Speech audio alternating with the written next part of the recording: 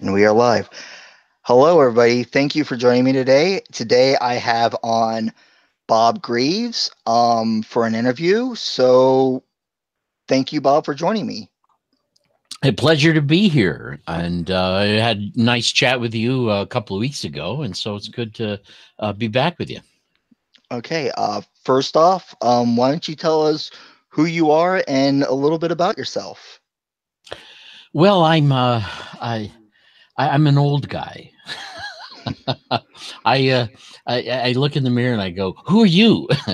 It startles me. Yeah, I live in New York State, mid-state, in Binghamton, New York is the area I'm from. I'm a former pastor. I started my first career was to be a minister, and I eventually left the ministry. I'm currently a college professor. I retired once, but they begged me to come back, and I love doing it. So I promised them a number of semesters. I got 2 more semesters before I retire again. I teach sound engineering, and I love telling my students the very first day of class that I am a fraud because I have several degrees, but I've never taken a class in sound engineering in my life. And that's what I teach. But I've been a recording musician since the 60s. Yeah. And I've always been very much interested in understanding all the technology behind it. So I actually teach the science of sound. I teach acoustics. I teach studio design, microphone design, the concept of studio architecture, things like that, digital audio. So I teach all the basic science concepts behind sound engineering. Okay. Um, my next question is: you do consider yourself theist, correct? I do, yes. Okay. Um, next one is you co-host the place. Would you mind telling us a little bit about it and what purpose you have for it and why you started it? One of my backgrounds is in linguistics, and I studied linguistics at SUNY Binghamton, loved it, enjoyed it, and I was making comments about the Koine Greek of the New Testament, and Dr. Jones noticed a number of my comments, and he contacted me and he said, "Who are you? What are you about? And would you be interested in coming on the place and talking to me?" And I said, "Sure," And so he is a linguist as well, and we talked about linguistics and about the nature of the biblical text and the linguistic issues and problems with it. And eventually, he asked me to do a show on the NCG network, and I for a year and a half did a show called "The Unconventional Pastor," because the things I was teaching were. Not your typical ideas.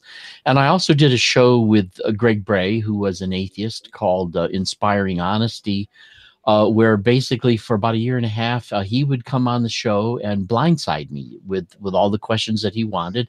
I was never told ahead of time what we would be doing. We did that for a year and a half, and we had a conversation every Sunday evening based on what it was he wanted to talk about. And then eventually I said, look, I've said a lot of things. I'm not really interested in doing it. But so he asked me to then come on his show, The Place, and just kind of co-host it. And we invite all sorts of people on to chit chat. We've had you on, and so and we have a very similar philosophy of really discussing, not debating, of listening and caring and trying to promote understanding and compassion and getting along with people. And we, for the most part, do. And we've had a lot of various people on there, and we've enjoyed it.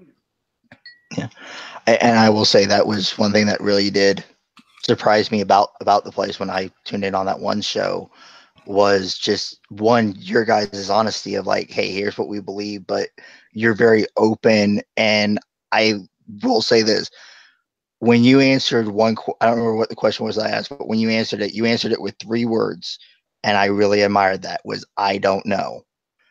I felt that was so many times I run, like, I know personally with me with theists, I run into them and they always try to give me some BS answer, like, and Mhm. you can tell they don't know what they're talking about.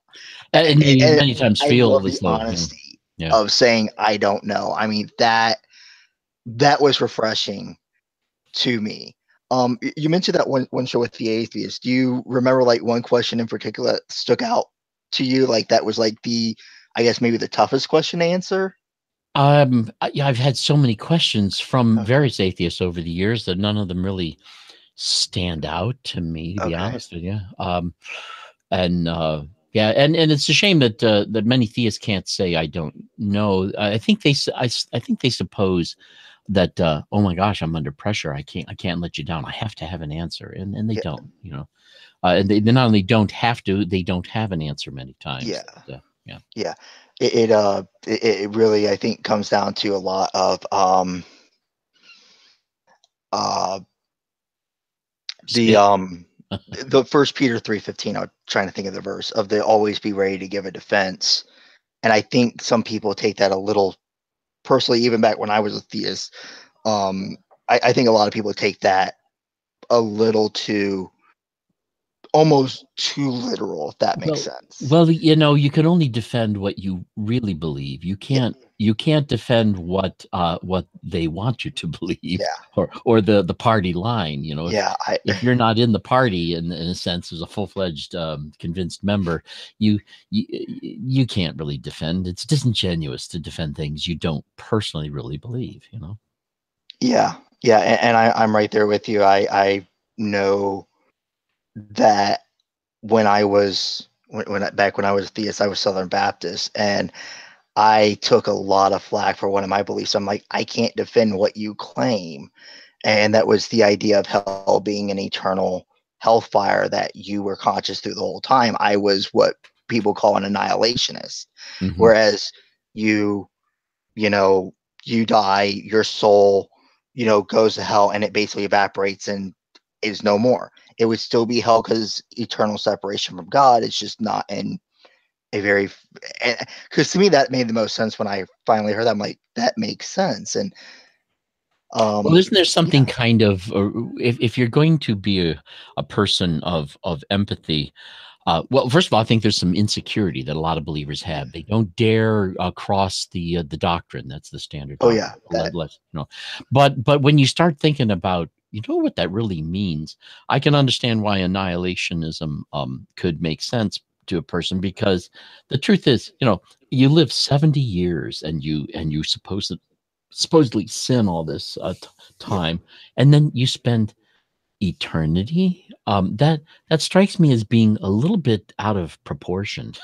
yeah, uh, and what have you. But I personally never believed in any kind of. I mean, I just didn't believe in hell at all. You know, okay, I saw it as a construct that came along through a misunderstanding. The Greek word Hades was used for the grave, and the kind of remorse of dying with unfinished business was often spoken of in ways that were metaphorically similar to other things. And I think that then, you know, getting into the European continent where Hades was the god of the underworld, that all the story just kind of gets blended together. And yeah, I don't think Christianity realizes that the whole concept was a blending of a Hebrew notion brought to a Greek culture. okay. And that actually brings me to another question. I should have this one written, but it made me think of this. Do you think that Christianity, um, and I guess also Judaism, I'll throw in here as well because it was kind of the precursor to Christianity. Do you feel that those were influenced by other religions into what we now know as what we know them as, or and if so, do you have any that you think um, influenced it more so than others? Well, of course, we understand Christianity and Judaism here in America through a very Western filter. Yeah. And so even our understanding of what it is I think overly Western. Greek thought and Hebrew thought are very different. The Hebrew philosophy was more pragmatic and less certain. Greek philosophy was dogmatic and tried to nail things down, whereas use value was more important to concepts of time. I mean, the whole worldview and the structure of trying to make sense of reality was so different for the Hebrew culture that that when we try to even understand that religion through our own Western eyes, it's a whole different set of parameters, a whole different set of what's important. There's a couple of books out there comparing Greek thought with Hebrew, and reading through stuff like that will make you realize, wow, and as a result, I think that Judaism, after it was Hellenized, was actually somewhat corrupted from what it was originally. But to get back to your question, I think that the Hebrew faith was certainly the anthropological outgrowth of who these people were as a culture and the trade routes that they had and the influences that were coming along. And as a result, it's like any religion, it's the anthropology of the day. It's a cultural construct. Okay. I am I'm very happy to hear you use terms like that of like, instead of saying, oh, this is exactly right, it was it's cultural constructs. So that I really, and this is why I was so excited to get you on, is because you are a very, very honest person. I don't think that original Hebrew religion thought of itself I think they thought of itself as having a workable framework, and only as time goes on does the framework become sacred, Okay. and so that it is held onto for tradition's sake, um, and as a result, people didn't realize the looseness with which it was perhaps first proposed by some of the ideas. So, I mean, that's the way I would see it. Yeah. Okay, and now on to the next question that I've written. When we first talked, the first time on the place, you were talking about the presence of God, and how we feel it. Would you mind kind of explaining that a little bit, about kind of what you think it means and what it means to you personally? Well, even here, uh, you know, there are many different reasons why people are religious or have spiritual ideas, and as a result, they use a very similar language when talking about it, but they really are talking about very different kinds of experiences. There are some people who they grow up in a particular faith.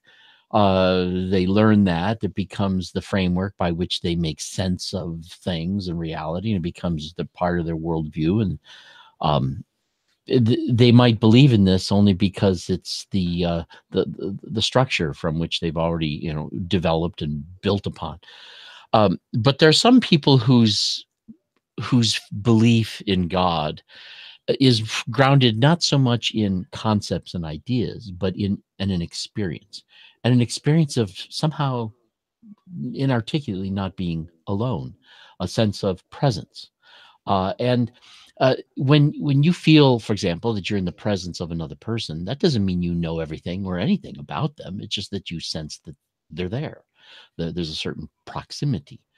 And I would say that ever since I was about 6 years of age, I've always had this I would call it a sensation that I was immersed in, and even part of a presence that was something that I experienced. I was open to experiencing it, and that it's been a constant sensation with me my whole life. I don't know what that is, and you know. Uh, Hold on, someone's trying to call me here, and I can't do that right now. But anyway, so as an experience, I related to it. And when I was in church as a kid, I remember sitting in church listening to the things they're saying and thinking to myself, I don't get it. I don't know what they're talking about this. Why aren't they talking about what I'm experiencing? And they never did. And so as a result, my belief in God was always non-theological. I didn't have any idea who or what that is. I just sensed that there was. And although when I was 18, I began experimenting with fundamentalism. I looked into it and I gave it a good shot.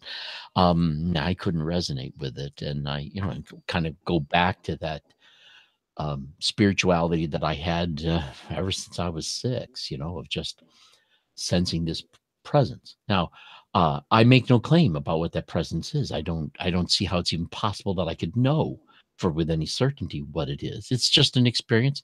I'm open to it.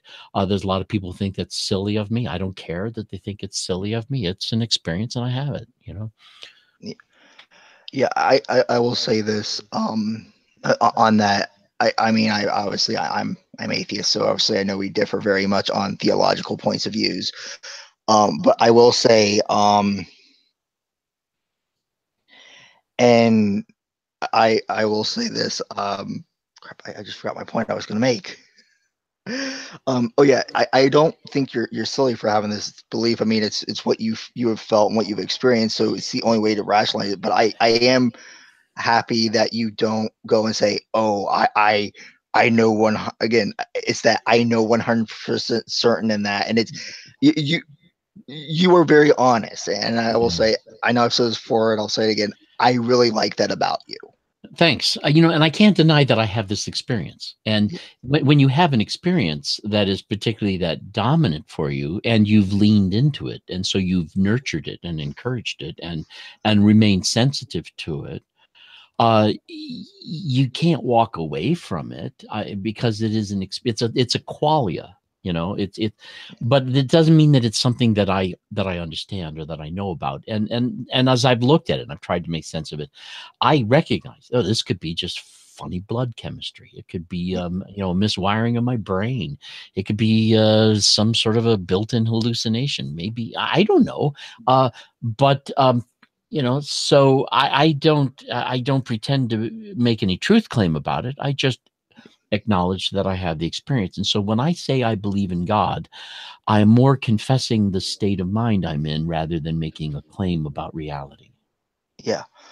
All right. The next question I have is, do you think free will, like absolute free will, exists? Why or why not? Or do you think it might be like maybe a partial free will where you do have a choice, but it's really limited to what the actions of others around you have?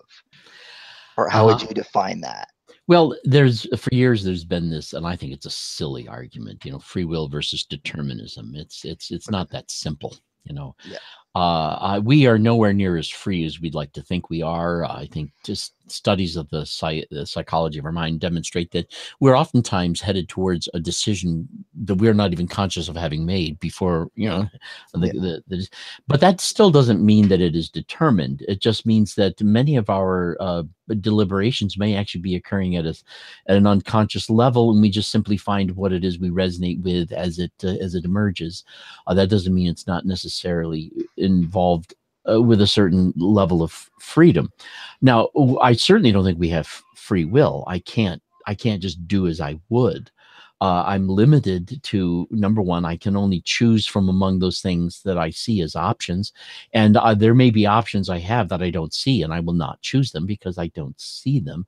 So I'm limited to the options I perceive, and only to the degree that I possess an ability, and the degree to which those decisions that I make are really free and not somehow following the tide of various other dynamics, is to me an unknowable thing. And I do think that human beings demonstrate what I would call a very derived nature. We reflect a great deal of the dynamics around us unconsciously, and as a result, we experience a certain illusion of freedom that I don't think really exists. But I'm not prepared to say that that free will doesn't exist at some level. Perhaps it exists even at a level of moral choice in terms of, will I be honest with myself? Will I not? Um, uh, can I be open to the fact that the way I'm living isn't working, or that there may be some other direction to go? There may be a certain degree to which I can change my course, but I do think that a lot of the living that we all do is really the ball rolling down the hill with a great deal of inertia. And as a result, some of the concepts of free will, I think, are overstated. But we do know this, that law and order and society seems to function best when we assume that people should be held responsible for their behavior. And as a result, there seems to be, at least this within that construct, an ability to manage our affairs in a far better way by assuming that we possess that responsibility. And of course, if we didn't have free will, that responsibility would make no sense. Yeah. All right. Yeah. The next question I have is, do you think objective morality is real? Why or why not? No, I don't. I believe that morality is a biological phenomenon that has to do with our evolution, the way that we are wired. I think Jonathan Haidt wrote a great book. I don't agree with everything he said, but I like a lot of what he's done. Are you familiar with him? He wrote a book called The Righteous Mind. I And then, think you mentioned him when we last talked. I just haven't had a chance to yeah, look at that book uh, yet.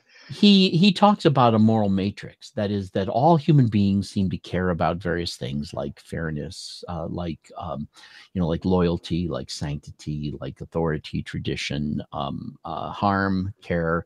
We there's various concerns that all human beings seem to acknowledge are valid, that I think that we're hardwired to consider, but I don't think that we have any real answers to that.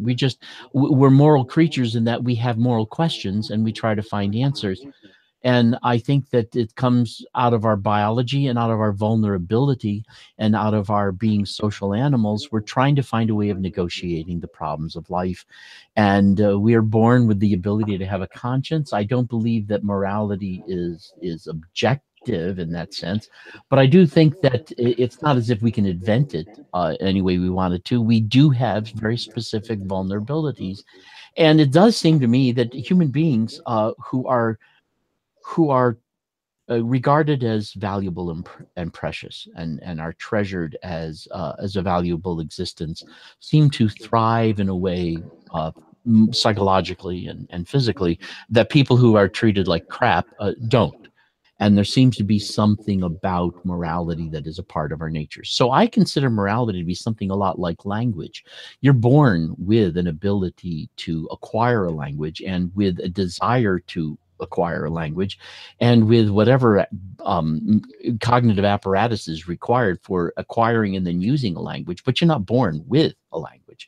And I think that we're also born with a desire to have a sense of right and wrong, and with a sensitivity to the way our lives will impact others. And then from that, we acquire a morality that is probably a combination of our own personal vulnerabilities and the culture we lived in, and that can be different in Yeah. different cultures. All right. Do you think that there could ever be a way that objective morality could exist, or that we humans could come up with an objective moral standard? Uh, well, why would we? I mean, uh, first of all, we do have common vulnerabilities. For example, we're all mortal. We can all die. We can all be harmed lethally. Uh, and uh, and there is this desire to live for most of us, except when something's gone horribly wrong and we're greatly depressed or whatever.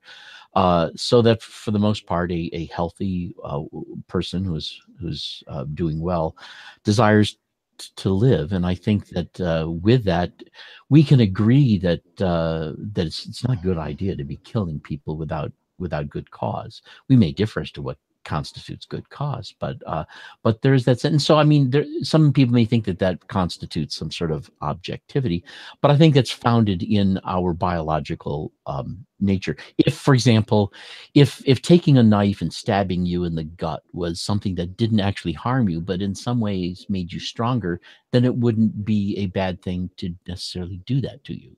But given the fact that the outcome of such a behavior is that it's likely to, do horrible damage to your internal organs and you're going to die, then that's why that behavior is not a good one.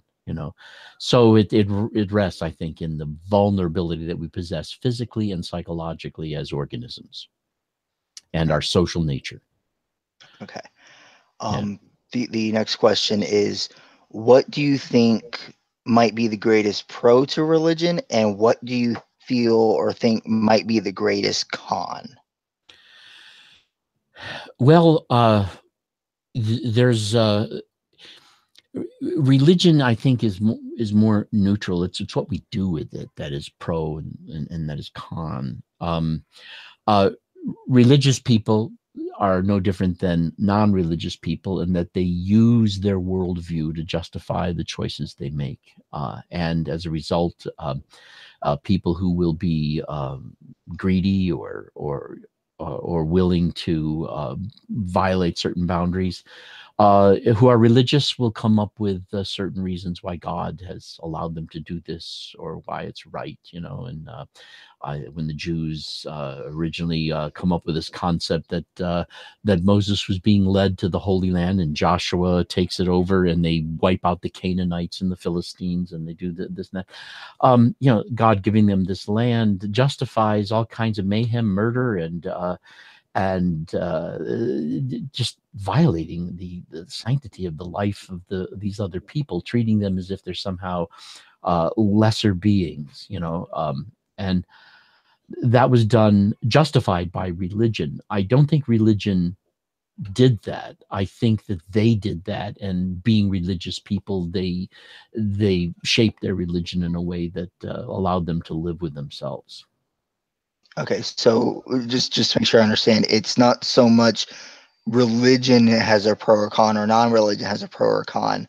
It's what you do based on, I guess, what you believe. It's how Yeah, you act on your beliefs. yeah, and ultimately, I think we need to hold human beings responsible for the behavior they're willing to be engaged in. And I don't care that a person may be trying to justify their horrible behavior based on some religious concept they have.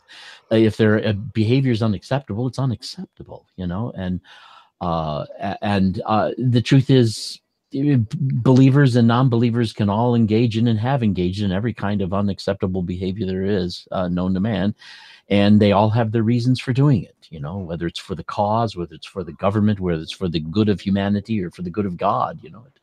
um, you know so we just I think that we do have this recognition that somehow morally we have to justify the behaviors that people would hold us accountable for, and so we find a way of doing it, and if we're going to be religious, we'll do so religiously. Okay. Um, do you think that there are only that there are benefits only that I think I kind of know the answer on this from your previous one, but do you think there are only benefits that only religion can offer a society? If so, what would they be? Benefits that only religion has to Religion offer. could offer, yeah. Um, I don't think a strong argument could be made, but it is true that religious people tend to form stronger community. They tend to. They do tend to have a.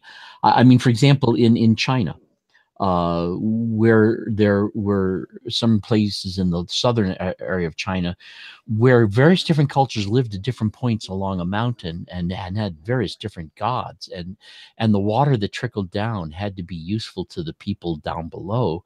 It has been attributed to the religious nature of some of these people that caused them to really consider and think in terms of the need for them to maintain the proper water going down the mountain to the other people down below, even though they worshipped other gods. There's been various studies like this that have tended to indicate that people who have a sense of God do tend to have a sense of responsibility to other human beings. Now, that's not true of all religious people, but it seems to be more true of some religious people than it is of non-religious people. That's not a strong argument. There could be other reasons that we could explain it. And of course, when we explain things, we're only dealing with theory. We see a correlation, we see something that is the result of our studies, and we try to explain why we see it. So, but that's a weak argument. They say that trying to get atheists to cooperate is like herding cats. So and I think that part of this is that it may not be so much religion, but when religious people believe in something that is bigger than themselves as individuals, it allows them as individuals to group together and cooperate in such a manner for the not just for the greater good, but for that which is greater than them all. And not all atheists have that sense. Some do, But so I think that there's a way in which it has worked better in some ways, but then again, that's only in some ways. Yeah. She just kind of answered my next question there. As I was going to ask, do you think maybe it kind of has something to do, maybe psychologically, with the of having a common, I guess, banner to unite under, I guess best way to describe it, that are through our societal, us being societal creatures, that you're able to basically collect together and actually have more of a driven purpose than, like, kind of as you said with atheists, and the old joke, trying to get atheists to agree on anything is like trying to herd cats. Right. Yes. It's Well, I think we can see similar dynamics that are not necessarily human oriented. Nationalism is an idea of something that's larger than ourselves, and although it may not require us to maintain a certain morality or even a sense of community, it does help to maintain a loyalty. Also, an economic philosophy, whether you're a communist or a socialist or a capitalist, you're given to an ideology that you believe is supposed to determine your business-like decisions and your business approaches, and this is a system that you might see as bigger than yourself, and as a result, we cooperate. And when somebody hands me $1 to pay a debt to me or something like that, I accept it as $1. Is it really? No, but we we all deal with this money, and and if you want to continue to deal the way that we do, you're just going to have to kind of buy into the idea that money is something very real. So there's a sense in which that is larger than we are, and we regard it as such, and it causes us to conform our behavior so as to work more, congruently with it. And that's a similar dynamic, to see something larger than yourself, which then shapes the way you behave. So you pay your bills, you get a job, you make sure that that nobody's going to come and take your stuff from you because you didn't pay for it, or you didn't pay your taxes, and you lose your house and stuff like that. So it creates whereas if there were no taxes, if there were no money, if that wasn't it, what would you do on your land, and would you do anything any differently? Chances are you might. Yeah. I'm going to say this now, chat. If you have any questions for Bob here on anything we talked about, or just anything in general, please comment now, because we're getting close to the end of my questions. I have one question more that I have, and then one that Steven Bauman already asked. So I will. So after those two, I'll be looking to the chat for questions. So if you have any, please leave them down below, and I will read them when we get to them. Okay, the next question I have for you, Bob, is what do you think are some of the advantages and disadvantages to both being atheist and being theist? Anytime you have a group of people who all agree on any idea, that idea devolves into something extremely sloppy, horribly formed, and it just degenerates, and it has nothing to keep it in line because there's nobody pushing back against it. I think that in order for people to be sharp, in order for them to be uh, truly thorough and critical in their thinking, it requires being in discussion with people who don't agree with you, who don't see it your way, or who have serious questions. And as iron sharpens iron, so they say, so one man another. It's by our all having different vantage points, are all coming from a different point of view, a different set of experiences, a different set of conclusions, biases, what have you, that as we interact with each other, it forces us to say, huh, I got to think about that. Or I wonder. And it helps us all in a very real way. So I think we benefit from having objections. We benefit from having people who are not on board. It's not a good idea for even a community to be entirely on the same page on anything. So dissent is always helpful to keep something that's even a good idea from degenerating into something just that you're a slave to. Okay, all right. And then the part that I had from Stephen was he says, as we know, as we know, theists with the largest mics are asses. They are just a handful and off. I've always wondered why good and smart religious people do not try and take their faith back. I know if anyone tried to claim they were an expert in my field and were full of it, I would rip them apart. So why don't more theists try to take, I guess, more of the religion back from the very, very vocal minority? Is the question there. Uh, well, right now in America, I think religion is at a very low ebb. Um, it's very hypocritical. It's extremely inconsistent. It's extremely nationalist in a very almost fascist way. Um, I uh, I get the impression that some people whose religion is not as hypocritical, many of them see that there isn't any point in trying to oppose the more vocal, who seem to have the majority support at this point in time. It wasn't always this way. I think back in the 90s, I don't think that fundamentalists, for example, I don't think they had that much of a political sway like they do today. But uh, but religion is operating on a very emotional level that just doesn't. I maybe this isn't kind, but are there really any intellectual theists out there anymore? I don't I don't know. I mean, like when I read people like Shillaby, when I read people like Helmut Tillich, when I read some of the theologians who were existing 50, 100 years ago, these guys were brilliant. They were smart. They thought things through. They really cut things up. But today I don't see much of that. I really don't. Okay. And then Shane Zollin wanted to know your thoughts on the Roman government crafting Christianity. Well, Christianity, I think, began to degenerate, within a generation of its coming about.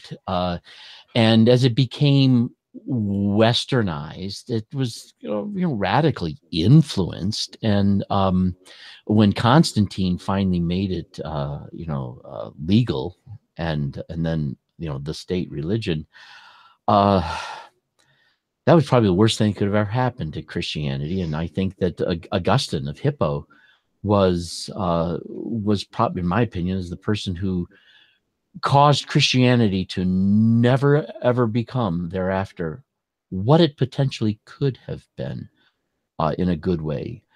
In that he left a Manichaean kind of philosophy, which was like, take the best of the best from everything, and he became a Christian who really badmouthed Pelagius and other people who disagreed with him.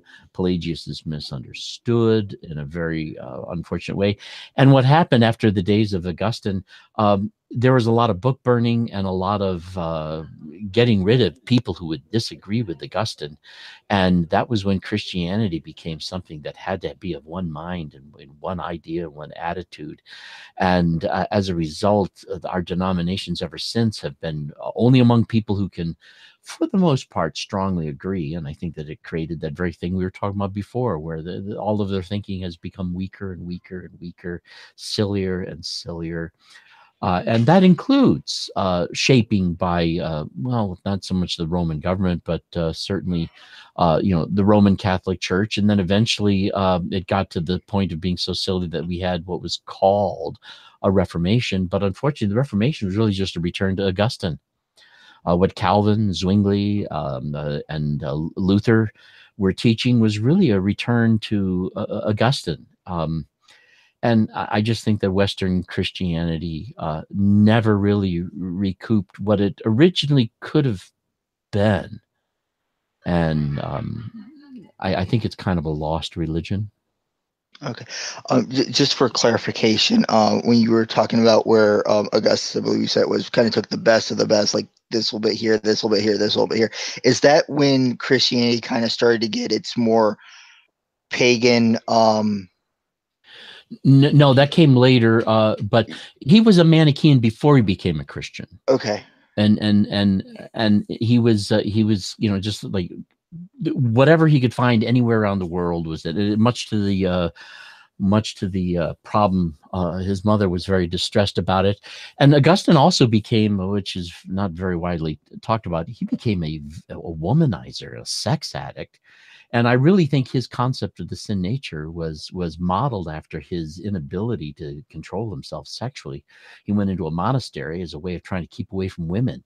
And I really think that this concept of being born a sinner, or that we are sinners by nature, was born out of that. That just made so much sense to him in light of his sexual inability to manage his affairs, and he was what we in our modern world would call a sex addict. And that, I think, really became the model for the Christian doctrine of being born a sinner, which is, when you stop to think about it, that is psychologically quite ill. I think that didn't help. But he became the reason why this happened was not just because that idea appealed, but Augustine was a brilliant guy.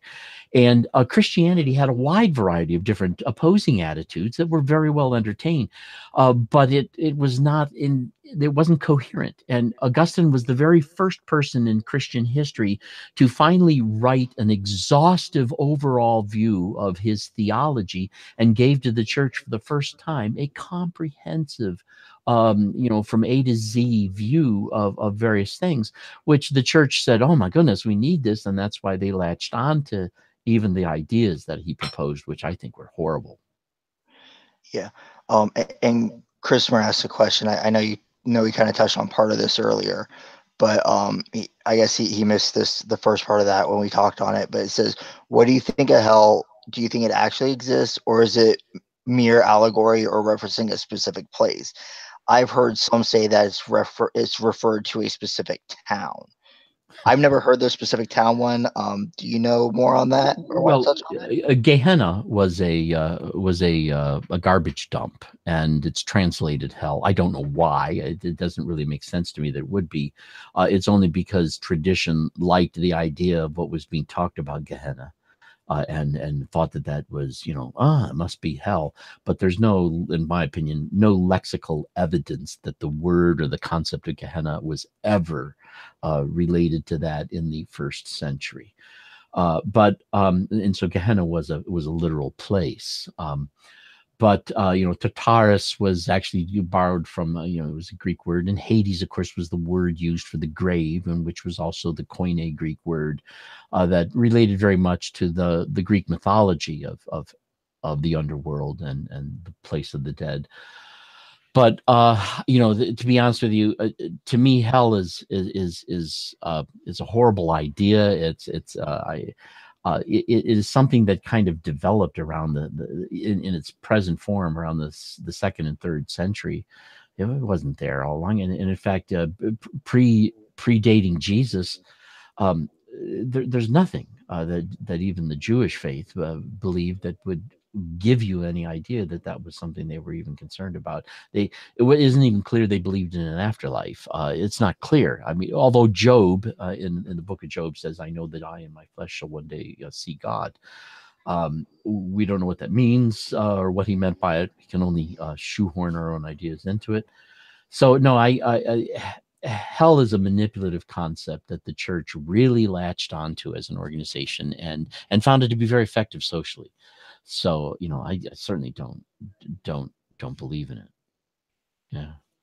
Okay, and it doesn't look like we have any more questions from the chat. So I think that might do it. So thank you very much, Bob, for coming on today. It was a real honor and real privilege to talk to you again. Um, do you have any final thoughts or words you would like to say? Nothing that is particularly compelling, but to say that I think that we would benefit a great deal by not trying to win these arguments, but really just trying to understand each other and not feeling in any obligation to be moved by the things that other people say either. If you believe, you believe. If you don't believe, you don't believe. And I think that needs to be fine. I know that the way that I think about God, I can't imagine how or why or who would ever think it makes sense or why they would that if there really is a God, why would we need to know that or believe that? I don't see that as compelling or required. And if there is a God, what a silly God that God would be if he had the kind of an ego where, oh, you don't believe in me? Well, my goodness, I mean, when I stop to even think about things like that, it just strikes me as being what an immature concept of God. So I'm comfortable with people who believe. I'm comfortable with people who don't believe. I think that there have been a number of benefits that can come from people who place that belief into a framework that they use. I have a framework of my own, but I don't take it seriously. It's just a framework. It helps me to grab a hold of these ideas. Okay, there was one more question. Christopher had another one. Great. So he was gonna ask about, and I'm sorry if I messed his name up, Ashera, Asherah, and why she was practically completely scrubbed from the Bible, with any reference to her simply wiped away by the annals of time.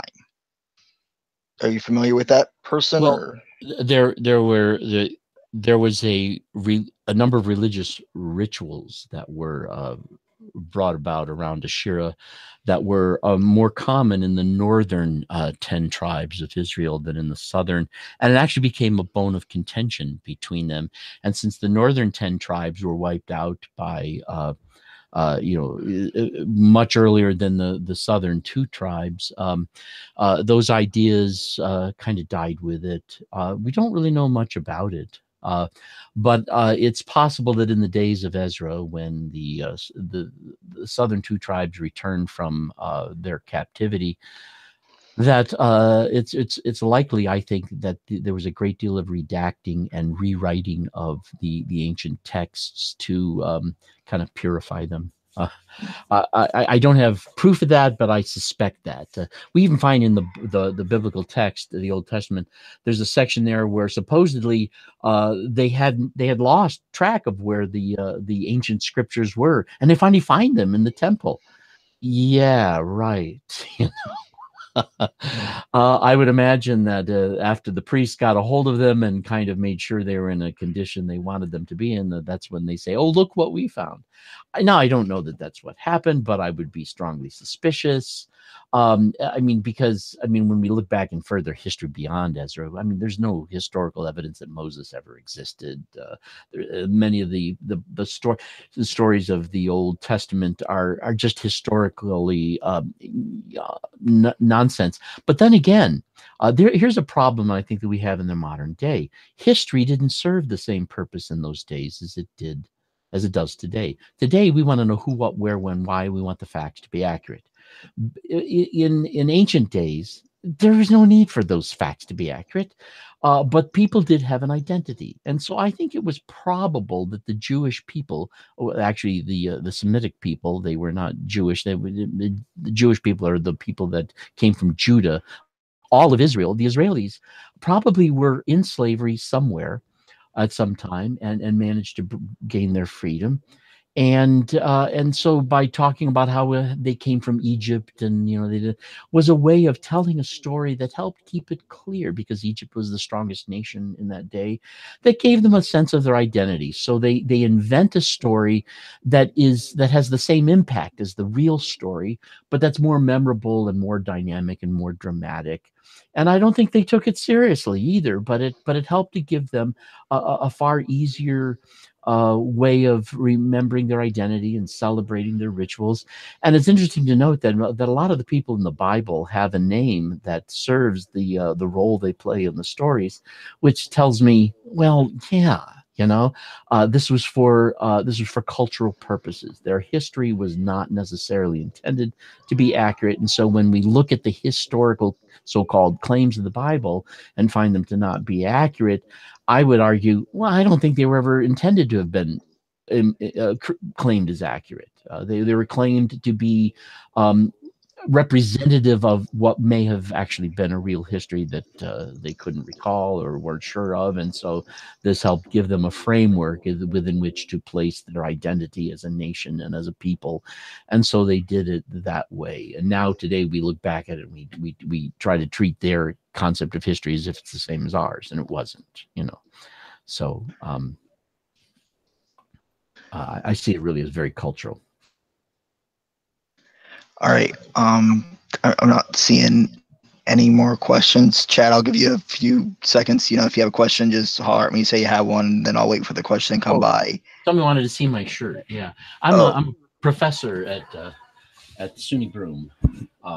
So I'm a SUNY professor, and so I'm wearing one of these shirts. Yeah. Okay. Yeah. Yeah. So we'll give the chat a little bit, see if they have any more, and then if not, that will probably be it. Well, there's a number of nice little kudos there, so it's nice. It's a pleasure to be with you, and I'm glad you asked me on, and anytime. I am glad you decided to come on. I was like, because like I said, you just literally, it was that first question I asked. When you answered it, I was like, I gotta find out how to get a hold of this guy to talk to him for an interview, because I was like, if he is this honest on this one question, I don't remember what the question was, to be frankly honest. You had a long response for it. I remember that, and it was just like, I was like, oh, this guy is not your normal theist. So it doesn't look like there's much left from the chat. So thank you everybody for joining us today. Thank you, Bob, for coming on for this interview. It was a real honor to interview you. It really was. Well, thank you. So yeah, my pleasure. All right, this is Cat Brony signing out.